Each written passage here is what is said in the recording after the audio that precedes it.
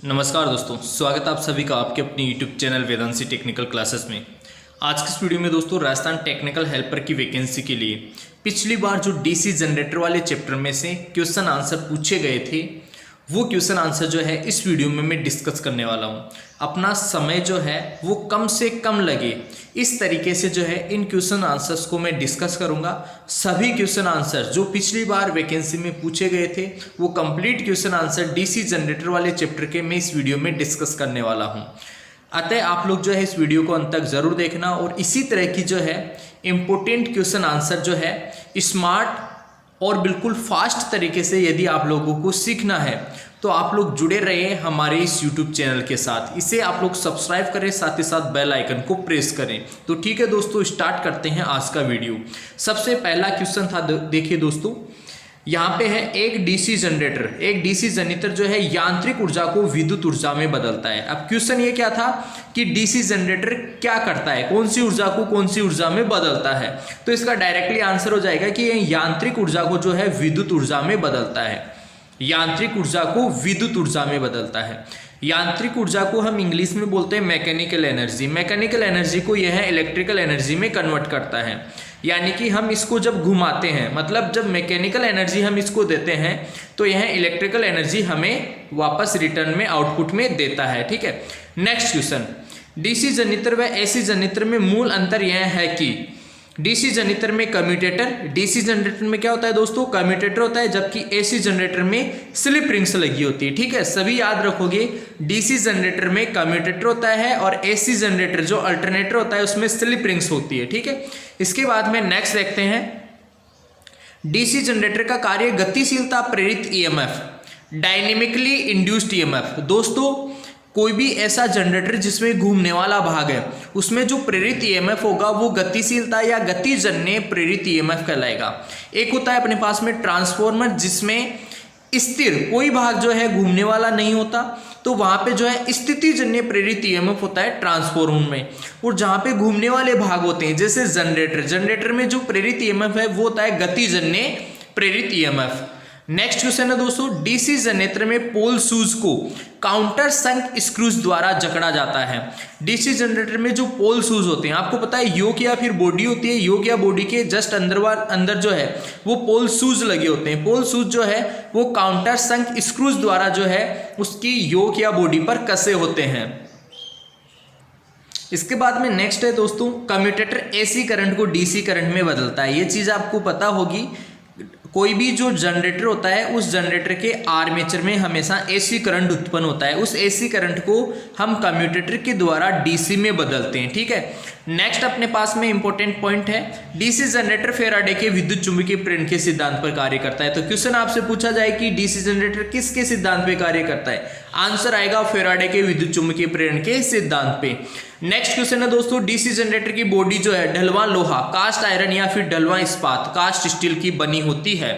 Next है दोस्तों, DC generator में पोल शू का कार्य, डीसी जनरेटर में पोल शू का कार्य क्या होता है, फील्ड कोयल। देखिए पोल शू जो होते हैं उनके ऊपर फील्ड कोयल्स लपेटी होती है, पोल शू के ऊपर फील्ड कोयल्स लपेटी होती है। फील्ड कोयल्स को सहारा देना तथा एयर गैप में फ्लक्स को समान रूप से फैलाना। पोल शू के मेनली दो ही काम होते हैं, एक तो होता है फील्ड कोयल्स को सहारा प्रदान करना और साथ ही साथ जो है एयर गैप में जो फ्लक्स है वो सही तरीके से वितरित हो जाए, फैल जाए। ठीक है, नेक्स्ट है इसके बाद में दोस्तों आर्मेचर में वाइंडिंग। देखिए आर्मेचर में जो है या तो लैप वाइंडिंग या फिर वेव वाइंडिंग करते हैं। अब दोस्तों यहाँ पे जो लैप वाइंडिंग होती है उनको समांतर वाइंडिंग भी बोलते हैं और जो वेव वाइंडिंग होती है उनको श्रेणी वाइंडिंग भी बोलते हैं। तो या तो ऑप्शन में श्रेणी और समांतर हो सकता है, तो आप लोग कहोगे कि आर्मेचर में श्रेणी और समांतर दोनों वाइंडिंग अपन कर सकते हैं। ठीक है, या फिर जो है हम आर्मेचर में लेप या फिर वेव वाइंडिंग करते हैं। ठीक है, लेप और वेव के अकॉर्डिंग ऑप्शन हो तो लेप और वेव में से हमें चूज करना है आंसर, और श्रेणी और समांतर के अकॉर्डिंग हो तो उसके अकॉर्डिंग आंसर चूज करना है। नेक्स्ट है खंडित वलय। खंडित वलय जो है दोस्तों कम्यूटेटर को ही कहते हैं। कम्यूटेटर जो है कर्षित कठोर तांबे का बना होता है। किसका बना होता है, कर्षित कठोर तांबे का, हार्ड ड्रॉन कॉपर, इंग्लिश में बोलेंगे हार्ड ड्रॉन कॉपर। इसके बाद में नेक्स्ट क्वेश्चन है कि जो कम्यूटेटर खंड होते हैं, कम्यूटेटर खंड को इंग्लिश में बोलते हैं कम्यूटेटर सेगमेंट्स। कम्यूटेटर खंड के बीच में माइका या फिर अब्रक जो है इंसुलेटिंग मटेरियल भरा जाता है। कम्यूटेटर खंडों के बीच में माइका या फिर जिसे हम अब्रक कहते हैं, इंसुलेटिंग मटेरियल भरा जाता है।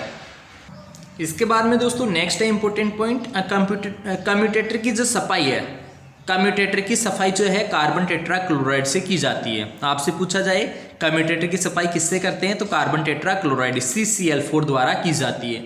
नेक्स्ट है दोस्तों डीसी जनरेटर में ब्रशों का कार्य क्या होता है। ब्रशों का कार्य होता है कम्यूटेटर से धारा प्राप्त कर बाह्य परिपथ में भेजना। ब्रश क्या करता है, कम्यूटेटर से धारा प्राप्त करके बाह्य परिपथ में भेजता है। नेक्स्ट है दोस्तों ब्रश तथा कम्यूटेटर के बीच प्रतिरोध। ब्रश और कम्यूटेटर के बीच में जो प्रतिरोध होता है वह ब्रश संपर्क प्रतिरोध कहलाता है। क्या कहलाता है, ब्रश संपर्क प्रतिरोध। नेक्स्ट है दोस्तों आर्मेचर में एडी करंट भंवर धारा हानि कम करने हेतु लिमिटेड किया जाता है। आर्मेचर को दोस्तों, आर्मेचर को या फिर ट्रांसफॉर्मर कोर को, ठीक है, किसी भी मशीन के अंदर जो क्रोड होती है, मेन जो कोर होती है, उसको हम भंवर धारा हानि कम करने के लिए, एडी करंट लॉसेस कम करने के लिए ही लेमिनेटेड करते हैं। लेमिनेटेड मतलब पटलित करते हैं, ठीक है। नेक्स्ट आएगा इसके बाद में आर्मेचर वाइंडिंग में ईएमएफ जो है, आर्मेचर वाइंडिंग में ईएमएफ आपको पता है मेन जो है आर्मेचर वाइंडिंग में जो ईएमएफ वो पैदा होता है, ईएमएफ वोल्टेज जो पैदा होता है वो वर्किंग फ्लक्स या फिर मेन फ्लक्स से उत्पादित होता है। मेन फ्लक्स जब आर्मेचर वाइंडिंग को काटेगा, मेन फ्लक्स जब आर्मेचर वाइंडिंग को काटेगा तो आर्मेचर वाइंडिंग में ईएमएफ पैदा होगा, ठीक है।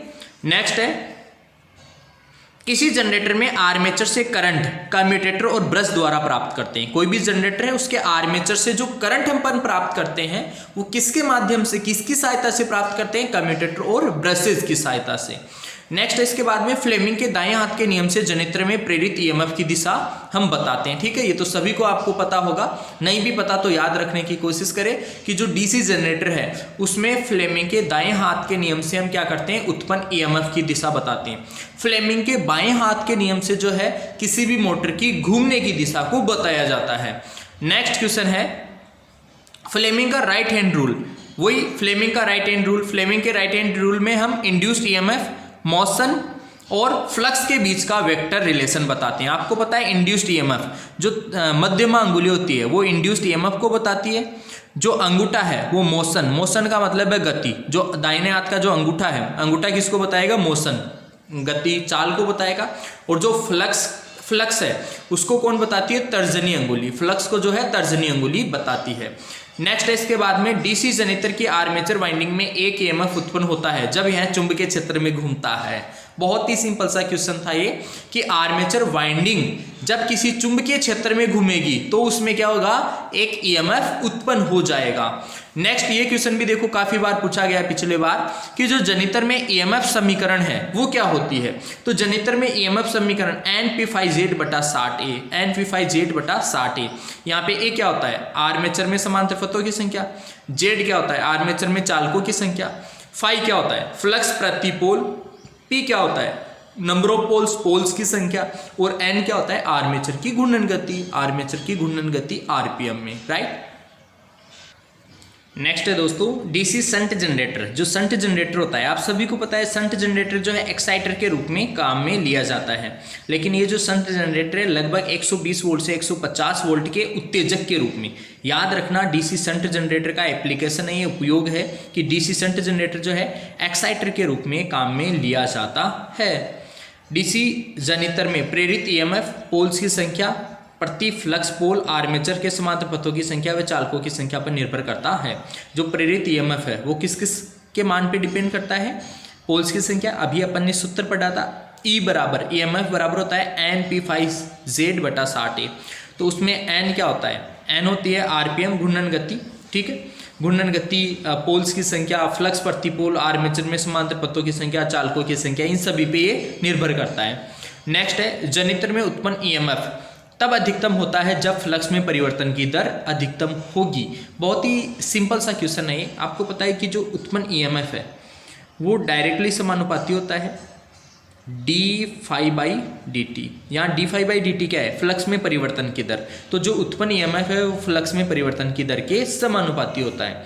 नेक्स्ट है जैसे जैसे जनरेटर की रफ्तार बढ़ती है तो प्रेरित ईएमएफ का मान भी बढ़ता है। ईएमएफ जो है डायरेक्टली समानुपाती होता है रफ्तार के, मतलब स्पीड के, ठीक है। ईएमएफ जो है सीधा समानुपाती होता है चाल और फाई। एन क्या है यहाँ पे, चाल है, एन यहाँ पे चाल है और ये क्या है, फ्लक्स है। ठीक है, तो इन दोनों के जो है उत्पन्न ईएमएफ डायरेक्टली समानुपाती होता है। और रफ्तार यहाँ पे बढ़ेगी तो ईएमएफ का मान भी क्या होगा, बढ़ेगा। नेक्स्ट क्वेश्चन देखते हैं। यदि जनित्र की गति आधे से कम हो जाए तो ईएमएफ का मान क्या हो जाएगा, आधे से कम हो जाएगा। ईएमएफ का मान भी आधे से कम हो जाता है। यदि जनित्र की गति आधे से कम हो जाए तो ईएमएफ का मान भी आधे से कम हो जाएगा, क्योंकि चाल यदि आधी कर देंगे तो ईएमएफ भी आधी होगा, क्योंकि चाल और ईएमएफ सीधे समानुपाती है। ईएमएफ चाल के ऊपर डिपेंड करता है। चाल ज्यादा होगी तो ज्यादा ईएमएफ, चाल आधी हो जाएगी तो ईएमएफ भी आधा। ठीक है, नेक्स्ट देखो। सेपरेटली एक्साइटेड जनित्र में अवशिष्ट चुंबकत्व की मौजूदगी आवश्यक नहीं है। बहुत ही इजी सा सिंपल सा क्वेश्चन है दोस्तों। सेपरेटली एक्साइटेड जनित्र में क्या होता है, अपन अलग से जो फील्ड वाइंडिंग है उसको सेपरेटली बैटरी जोड़कर एक्साइट करते हैं, उत्तेजित करते हैं। जब हम अलग से कोई बैटरी स्रोत जोड़कर एक्साइट करते हैं तो वहां पर अवशिष्ट चुंबकत्व की आवश्यकता नहीं होती। दोस्तों, अवशिष्ट चुंबकत्व की आवश्यकता होती है सेल्फ एक्साइटेड जनरेटर्स में। सेल्फ एक्साइटेड, ये सेपरेटली एक्साइटेड है तो यहाँ पे अवशिष्ट चुंबकत्व की आवश्यकता नहीं होती। नेक्स्ट देखते हैं क्वेश्चन। डीसी सीरीज जनरेटर में वर्धित वोल्टेज अभिलक्षण होते हैं। बिल्कुल होते हैं दोस्तों। डीसी सीरीज जनरेटर में यदि लोड बढ़ेगा तो टर्मिनल वोल्टेज जो है वो भी बढ़ेगा। कारण क्या होता है इसका, कि जब लोड बढ़ता है, डीसी सीरीज जनरेटर है, सीरीज जनरेटर में लोड धारा बढ़ेगी तो फील्ड धारा भी बढ़ेगी, क्योंकि फील्ड भी सीरीज में होता है। जब फील्ड धारा बढ़ेगी तो फील्ड फ्लक्स बढ़ेगा, और जब फ्लक्स बढ़ेगा तो उत्पन्न ईएमएफ भी बढ़ेगा, उत्पन्न वोल्टेज भी बढ़ेगा। इसीलिए वर्धित वोल्टेज अभिलक्षण होते हैं इसके। नेक्स्ट है, डीसी सीरीज जनित्र की टर्मिनल वोल्टेज शून्य होती है यदि यह बिना लोड के चल रहा है। आप डीसी सीरीज जनरेटर को यदि बिना लोड के चलाओगे दोस्तों, बिना किसी लोड के चलाओगे तो उसमें वोल्टेज उत्पन्न होगा ही नहीं, क्योंकि बिना लोड के चलाओगे तो उसमें उसके जो फील्ड है, फील्ड में से कोई धारा गुजरेगी नहीं। फील्ड में से कोई धारा गुजरेगी नहीं तो फ्लक्स नहीं बनेगा। फ्लक्स नहीं बनेगा तो उसमें ईएमएफ जो है वो पैदा नहीं होगा। ईएमएफ पैदा नहीं होगा तो टर्मिनल वोल्टेज हमें कुछ नहीं मिलेगा। तो डीसी सीरीज जनरेटर के लिए याद रखना, डीसी सीरीज जनरेटर को जो है बिना भार पे चलाएंगे तो शून्य वोल्टेज मिलेगा। इसलिए हमेशा डीसी सीरीज जनरेटर को लोड पे चलाना चाहिए, राइट। तो आज के इस वीडियो में दोस्तों इतने ही क्वेश्चंस। नेक्स्ट पार्ट में जो है मैं नेक्स्ट क्वेश्चंस लेके आऊंगा डीसी जनरेटर के ही। आज के इस वीडियो में इतना ही। आई होप कि आप सभी को आज का जो वीडियो है काफ़ी पसंद आया होगा। इसी तरह की जो है इंपॉर्टेंट वीडियोस मैं रेगुलर अपलोड करता रहूँगा। आप लोग जुड़े रहिए हमारे इस यूट्यूब चैनल के साथ। मिलेंगे आपसे नेक्स्ट वीडियो में, तब तक के लिए आप सभी को बहुत बहुत धन्यवाद।